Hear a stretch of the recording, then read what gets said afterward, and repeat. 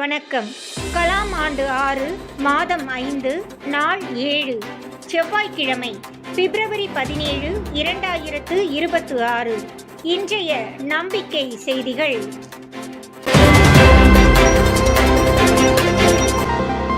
நல்லூர் வட்டத்தை 25 ஆண்டு காலத்தில் லட்சிய சமுதாயத்தின் கட்டமைப்பாக உருவாக்கிய 6 நபர்களில் ஒருவரும் தமது கனவினை நல்லூர் வட்டம் பொறுப்பேற்றுக் கொண்டது என்ற நம்பிக்கையினை கலாம் ஐயாவிற்கு அளித்த சென்னை மீனம்பாக்கம் கலாம் ஐயாவுடனான அரிய சந்திப்பில் இடம்பெற்றவரும் துபாயில் பணியாற்றிக் கொண்டே தமிழகத்தில் நல்லூர் வட்டத்தை 100 துறைகள் 40 மாவட்டங்களில் வழிநடத்தி வரும் அறுவரில் ஒருவராக நல்லூர் வட்டத்தில் கரைந்து விட்ட விழிப்புணர்வு கள பொறுப்பாளர் வெங்கடேசன் அவர்களுக்கு பிறந்த நாள் வாழ்த்துக்களை தெரிவித்துக் கொண்டு இன்றைய நம்பிக்கை செய்திகள் தொடர்கின்றன. நம்பிக்கை செய்திகளுக்காக புதுச்சேரியிலிருந்து ஜூலிதாஸ்.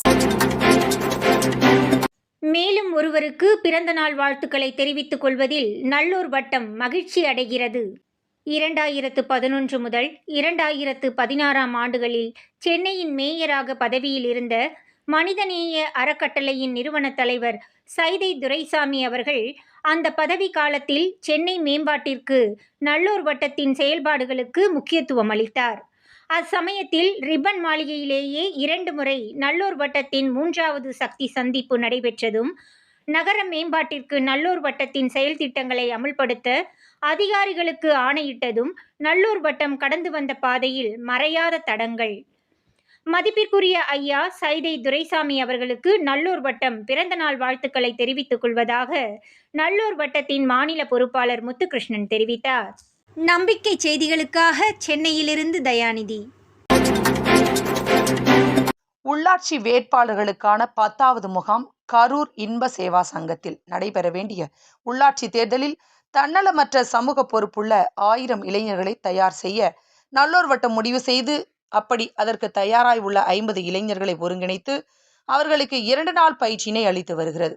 அதன் 10 முகாம் 2026 பிப்ரவரி 14, 15 சனி ஞாயிறு 2 தினங்கள் கரூர் மாவட்டம் சேவாப்பூரில் இன்ப சேவா சங்கம் வளாகத்தில் மிக சிறப்பாக நடைபெற்றது. காலை 9 மணிக்கு தொடங்கிய முகாமில் இன்ப சேவா சங்கம் நிர்வாக உறுப்பினர் நீலகண்டன் அவர்கள் அனைவரையும் வரவேற்று பேசினார். நல்லூர் வட்ட அமைப்புகள் கள பொறுப்பாளர் வெங்கடாச்சலம் முகாம் பங்கேற்பாளர்களை அறிமுக நிகழ்ச்சியினை நடத்தினார். அடுத்து பஞ்சாயத்து யார் கையில் தேவரியம்பாக்கம் பஞ்சாயத்து தலைவரும் நல்லூர் வட்டத்தின் நம்பிக்கை பஞ்சாயத்து துறையின் மாநில பொறுப்பாளர் அஜய்குமார் பேசினார். 10:30 மணிக்கு பேராசிரியர் பழனித்துறை மக்கள் கையில் புதிய உள்ளாட்சி நிர்வாகம் பற்றியும் உள்ளாட்சியின் 3 அடுக்கு நிர்வாகம் பற்றியும் விளக்கம் அளித்தார். 11:11 மணிக்கு உலக அமைதிக்காக 1 நிமிட அமைதி கடைபிடிக்கப்பட்டது. 11:30 மணிக்கு களங்கள் ஒருங்கிணைப்பாளர் ஸ்ரீதர் பச்சையப்பன் அவர்கள் கிராமங்களின் வளர்ச்சி கட்டிடங்களா மக்களின் பங்கேற்பா என்று கலந்துரையாடியது ஆழமாக சிந்திக்க வைத்தது. வரை மண்டல ஒருங்கிணைப்பாளர் கௌதம் மக்களை ஒருங்கிணைக்கும் கலையை விளக்கினார். மதியம் மட்டுமின்றி 2 நாட்களுக்கும் உணவிற்கு இன்ப சேவா சங்கம் ஏற்பாட்டினை செய்திருந்தது. உணவு இடைவேளைக்கு பிறகு 2 மணிக்கு தன்னாட்சி நந்தகுமார் கிராம சபையின் முக்கியத்துவம், பங்கேற்பு, அதன் அதிகாரம், பொது நிர்வாகத்தில் மக்களின் பங்களிப்பு குறித்து மிக அழகாக விளக்கினார். அடுத்து பேராசிரியர் பழனித்துறை அவர்கள் கிராம மக்கள் கட்சி, ஜாதி, மதம் என பிரிந்து கிடக்கிறார்கள். அதை தகர்த்து மக்களாகிய நாம் ஒற்றுமையாக இருக்க வேண்டியதன் அவசியம் உணர்த்தினார். அதனைத் தொடர்ந்து 3:30 மணிக்கு பங்கேற்பாளர்கள் 5 குழுக்களாக பிரிந்து கிராம வளர்ச்சி குழுவின் முக்கியத்துவம், செயல்பாடும் பற்றி பயிற்சியளிக்கப்பட்டது. 4:15 மணிக்கு தேநீர், 4:30 மணிக்கு சிந்தனை பேச்சு பயிலரங்கம் அறிவின் அருவி கிராம மேம்பாட்டில் குடிமக்களின் பங்கு என்ற தலைப்பில் நடைபெற்றது. 5:15 மணிக்கு பேராசிரியர் பழனித்துறை அவர்கள் கிராமம் கிராமியம் வேறுபாடு குறித்து விளக்கமளித்தார். அடுத்து குழு வாரியான சந்திப்பு. அதனைத் தொடர்ந்து அருகில் உள்ள நம்மாழ்வார் உருவாக்கிய வானக இயற்கை விவசாயம் பயிற்சி மையத்தை பார்வையிட்டனர். அதன் நிர்வாகி ரமேஷ் அனைவரையும் வரவேற்றார். இரவு 9 மணிக்கு தனித்திறன் நிகழ்வுடன் முதல் நாள் நிகழ்வு நிறைவு பெற்றது. பிப்ரவரி 15ஆம் தேதி ஞாயிற்றுக்கிழமை 2வது நாள் முகாம் காலை 6 மணிக்கு யோகாவுடன் தொடங்கியது. காலை 9:30 மணிக்கு கிராம கள பொறுப்பாளர் பிரபு அரசமைப்பு சாசன முகப்புரை மற்றும் அடிப்படை கடமைகள் உறுதிமொழியும் அதனைத் தொடர்ந்து விளக்கமும் அளித்தார். காலை 10 மணிக்கு நல்லூர் வட்டம் மாநில பொறுப்பாளர் முத்துகிருஷ்ணன் நல்லூர் வட்டத்தின் கலாச்சாரம் குறித்து விளக்கினார். 11:11 மணிக்கு உலக அமைதிக்காக 1 நிமிட அமைதி கடைபிடிக்கப்பட்டது. அதனைத் தொடர்ந்து 10:30 மணிக்கு கிராம வரைபடம், கிராமத்திற்கான திட்டமிடல் குறித்து ஸ்ரீதர் பச்சையப்பன் பயிற்சியளித்தார். 12:15 மணிக்கு தும் சலோ காணொலியுடன் ஒருங்கிணைப்பின் அவசியம் குறித்து நல்லூர் வட்டம் பாலு அவர்களின் கலந்துரையாடல் இருந்தது. பிற்பகல் 2 மணிக்கு மண்டலங்கள் வாரியாக சந்திப்பு நடைபெற்றது. அதில் இணைய வழி வார கூடுதல் நேரடி சந்திப்பு துறை களங்கள் மண்டலம் வாரியாக மற்றும் ஞாயிறு தோறும் மாண்புமிகு மக்கள் நிகழ்வுகளில் கலந்து கொள்வது பற்றி அறிமுகம் செய்யப்பட்டது. 2:30 மணிக்கு வினா விடை நிகழ்வு. 3 மணிக்கு பாலு ஐயா அவர்கள் கலந்துரையாடல். அதனைத் தொடர்ந்து 7 நபர்கள் லட்சிய சமுதாய கட்டமைப்பில் தமிழக அளவில் பொறுப்பேற்று செயல்பட தயார் என உறுதியளித்து இணைந்தனர். அதனைத் தொடர்ந்து 2 நாள் முகாம் பற்றிய அனுபவங்கள் பகிர்ந்து கொள்ளப்பட்டது. இறுதியாக 4 மணிக்கு பேராசிரியர் பழனித்துரை ஐயா அவர்களின் உரை. முகாமிற்கு ஏற்பாடு செய்திருந்த இன்ப சேவா சங்கம் அமைப்பிற்கு நல்லூர் வட்டம் பாலு, பேராசிரியர் பழனித்துரை ஆகியோர் இணைந்து அவர்களுக்கு நினைவு பரிசு வழங்கப்பட்டது. குழு புகைப்படம், தேநீர், உள்ளாட்சி நிர்வாகம், புத்தகம் பரிசுடன் 2 நாள் முகாம் நிறைவுற்றதாக முகாம் பொறுப்பாளரும் கிராம கள பொறுப்பாளருமான பிரபு தெரிவித்தார். எரசைக்கு வருகை தரும் தமிழக பொறுப்பாளர்களை வரவேற்க தயாராகிறது கிராம வளர்ச்சி குழு. காஞ்சிபுரம் மாவட்டம் தேவரியம்பாக்கம் கிராமத்தினை தொடர்ந்து தேனி மாவட்டம் எரசக்க நாயக்கனூருக்கு பிப்ரவரி 22 அன்று நல்லூர் வட்டத்தின் மாநில பொறுப்பாளர்கள் 50 பேர் முகாமிடுகிறார்கள். இவர்கள் 3 மணி நேரம் எரசை கிராம வளர்ச்சி குழு மூலம் கிராம மக்களுடன் இணைந்து சுமார் 10 துறைகளை கிராமத்தில் அமுலாக்க இருக்கிறார்கள். அதனைத் தொடர்ந்து 50 பொறுப்பாளர்களின் மாநில நேரடி சந்திப்பாக தங்களுடைய தலைமைத்துவ தகுதியை மேலும் உயர்த்தி கொள்வது, கடந்த மாத வளர்ச்சி, அடுத்த மாத திட்டம் ஆகிய இந்த அஜெண்டாவுடன் சந்திக்கவிருக்கிறார்கள்.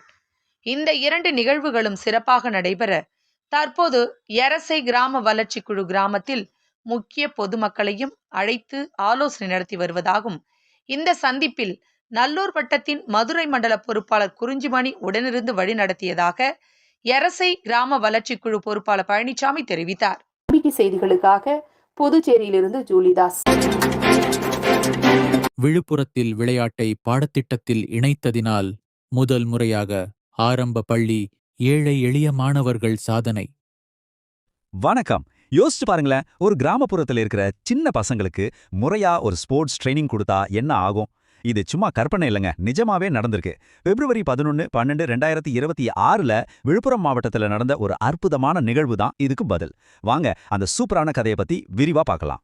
சரி, ஒரு கேள்வி. சின்ன பசங்களுக்கு ஒரு 8 மாசம் ஸ்பெஷலா ஸ்போர்ட்ஸ் கோச்சிங் கொடுத்தா அதோட ரிசல்ட் என்னவா இருக்கும்னு நினைக்கிறீங்க? சும்மா ஒரு டோர்னமெண்ட் நடத்தி முடிச்சுடுவாங்களா, இல்ல அதுக்கு மேல ஏதாவது பெரிய இம்பாக்ட் இருக்குமா? அதுக்கு பதில் தான் இது. முதல் முறையா ஒரு பெரிய டோர்னமெண்ட், அதிலிருந்து ஒரு புது சாம்பியன் பட்டாளமே உருவாகி இருக்கு. இதுதாங்க ஓடி விளையாடு திட்டத்தோட மிகப்பெரிய வெற்றி. வாங்க இந்த இன்ஸ்பைரிங்கான பயணத்தை நாமளும் சேர்ந்து பார்ப்போம். சரி, இவ்ளோ பெரிய வெற்றிக்கு காரணம் என்ன? அதுக்கு பின்னாடி ஒரு சூப்பரான திட்டம் இருக்கு. முதல்ல அது என்ன திட்டம், எதுக்காக ஆரம்பிச்சாங்கன்னு பாத்திரலாம். இந்த ஓடி விளையாடு திட்டத்தோட முக்கியமான விஷயமே அது யாரை டார்கெட் பண்ணுச்சுங்கிறது தான். அதாவது அரசு பள்ளியில படிக்கிற 3வது, 4வது, 5வது வகுப்பு பசங்க அவங்களுக்குள்ள இருக்கிற திறமைய வெளிக்கொண்டு வரணும்னு ஆரம்பிச்ச ஒரு திட்டம் இது. நிறைய பசங்களுக்கு இந்த மாதிரி ஒரு வாய்ப்பு கிடைக்கிறது ரொம்பவே கஷ்டம் இல்லையா? அதை இந்த திட்டம் சாத்தியமாக்கியிருக்கு.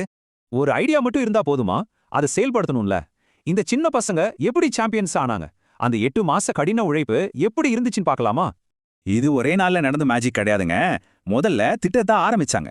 அப்புறம் 18 ஸ்கூல்ல இருந்த பசங்களுக்கு 8 மாசம், யோசிச்சு பாருங்க, 8 மாசம் தீவிரமான ட்ரைனிங், கடைசியா ஒரு மாவட்ட அளவிலான போட்டி. இது ஒரு லாங் டேர்ம் பிளான். இந்த ட்ரைனிங்ல ஒரு ஸ்பெஷலான விஷயம் என்ன தெரியுமா? வெறும் ஓட்டப்பந்தயம், ஜம்பிங்னு மட்டும் இல்லாம நம்மளோட பாரம்பரிய விளையாட்டுகள், அதாவது சிலம்பம், மல்லர் கம்பம், இதுக்கெல்லாம் முக்கியத்துவம் கொடுத்திருக்காங்க. இது வெறும் ஸ்போர்ட்ஸ் மட்டும் இல்ல, நம்மளோட கலாச்சாரத்தை அடுத்த தலைமுறைக்கு கொண்டு போற ஒரு விஷயம். பாரம்பரிய விளையாட்டு ஒரு பக்கம்னா இன்னொரு பக்கம் அத்லெட்டிக்ஸ், ஜிம்னாஸ்டிக்ஸ், யோகா மாதிரியான மாடர்ன் ஸ்போர்ட்ஸும் இருந்துச்சு. ஸோ இது ஒரு கம்ப்ளீட் பேக்கேஜ். பசங்களோட உடல் வலிமை, மன வலிமை ரெண்டையுமே இது டெவலப் பண்ணிருக்கு. 8 மாச உழைப்பு, இப்போ அதுக்கான பலனை பார்க்குற நேரம் வந்தாச்சு. 2 நாள் நடந்த அந்த டோர்னமெண்ட் எப்படி இருந்துச்சு, எவ்வளோ பிரம்மாண்டமா இருந்துச்சுன்னு சில நம்பர்ஸ் மூலமா பார்ப்போம் வாங்க. மொத்தமா 171 மாணவர்கள் மாவட்டம் முழுக்க இருந்து வந்த குட்டி நட்சத்திரங்கள் அவங்க திறமையை காட்ட இங்க ஒண்ணு கூடினாங்க. இந்த 171 பேரும் 1-2 ஸ்கூல்ல இருந்து வரல, மொத்தம் 18 வெவ்வேறு அரசு பள்ளிகள். இதுவே சொல்லுது இந்த திட்டம் எவ்வளவு இடங்களுக்கு போய் சேர்ந்திருக்குன்னு. 2 நாள் போட்டி முடிஞ்சப்போ மொத்தம் 60 பதக்கங்கள் வின்னர்ஸ் கையில. கோல்டு, சில்வர், பிரான்ஸ்னு ஒவ்வொரு பதக்கமும் அந்த பசங்களோட உழைப்புக்கு கிடைச்ச ஒரு பெரிய அங்கீகாரம். போட்டியை ரொம்ப சூப்பரா பிளான் பண்ணியிருந்தாங்க. முதல் நாள் பாத்தீங்கன்னா மல்லர்கம்பம், சிலம்பம், ஜிம்னாஸ்டிக்ஸ் மாதிரி ஸ்கில் பேஸ்ட் ஈவெண்ட்ஸ். 2வது நாள் 60 மீட்டர் ஓட்டம், லாங் ஜம்ப் மாதிரி ட்ராக் அண்ட் ஃபீல்ட் ஈவெண்ட்ஸ்னு பிரிச்சிருந்தாங்க. சரி, இப்போ இந்த ஷோவோட ஹைலைட்டுக்கு வருவோம். நம்ம இளம் சாம்பியன் சிலரை பத்தி தெரிஞ்சுக்கலாம். இதுல ஒரு ஸ்டார் பர்ஃபார்மன்ஸ்னா அது கண்டிப்பா பிரக்யாவோடது தான். 5வது படிக்கிற ஒரு பொண்ணு 4 கோல்ட் மெடல் உட்பட மொத்தம் 6 மெடல் ஜெயிச்சிருக்காங்க. சும்மா இல்ல, மிரட்டிட்டாங்கன்னே சொல்லலாம். இந்த திட்டத்தோட பவருக்கு இது ஒரு செம எக்ஸாம்பிள். பிரக்யா மட்டும் இல்ல, சஞ்சய் ஸ்ரீ, பத்ரிமாறன், சசிதரன்னு இன்னும் நிறைய பேரு பல பதக்கங்களை வாங்கி அசத்தி இருக்காங்க. இத பார்க்கும்போது தான் தெரியுது எவ்வளோ டேலண்ட் அங்க இருந்திருக்குன்னு. ஆனா இந்த கதை வெறும் பதக்கங்களை பத்தினது மட்டும் இல்லைங்க. இந்த வெற்றிக்கு பின்னாடி ஒரு பெரிய சப்போர்ட் சிஸ்டம் இருந்திருக்கு. அதுதான் சமூகம். இது வெறும் ஒரு ஸ்போர்ட்ஸ் மீட் மாதிரி இல்ல, ஒரு திருவிழா மாதிரி இருந்துச்சு. 171 பசங்களோட சேர்ந்து 50க்கும் மேற்பட்ட பெற்றோர்கள் அப்புறம் சிறப்பு விருந்தினர்கள்னு எல்லாரும் வந்து அவங்கள உற்சாகப்படுத்தினாங்க. இந்த சப்போர்ட் தான் பசங்களுக்கு உண்மையான பூஸ்ட். அப்போ சக்சஸ்க்கான ஃபார்முலா ரொம்ப சிம்பிள். ஒரு பக்கம் பசங்களோட தனிப்பட்ட உழைப்பு, இன்னொரு பக்கம் சமூகத்தோட முழு ஆதரவு. இது ரெண்டும் சேர்ந்தா பெரிய சாதனைகள்லாம் ரொம்ப ஈஸி தான். விழுப்புரத்துல இவ்வளவு பெரிய வெற்றியை பார்த்த இந்த ஓடி விளையாடு மாடல் இந்தியா முழுக்க கிராமங்கள்ல இருக்கிற திறமைகளை வெளிக்கொண்டு வரதுக்கு ஒரு நல்ல வழியா இருக்குமா? இது ஒரு ஆரம்பம் தானா? நீங்க என்ன நினைக்கிறீங்க? காணொளி கலாம் ஜோதி மாணவர் பிரணீத் ஆகாஷ். இத்துடன் இன்றைய நம்பிக்கை செய்திகள் நிறைவடைந்தன.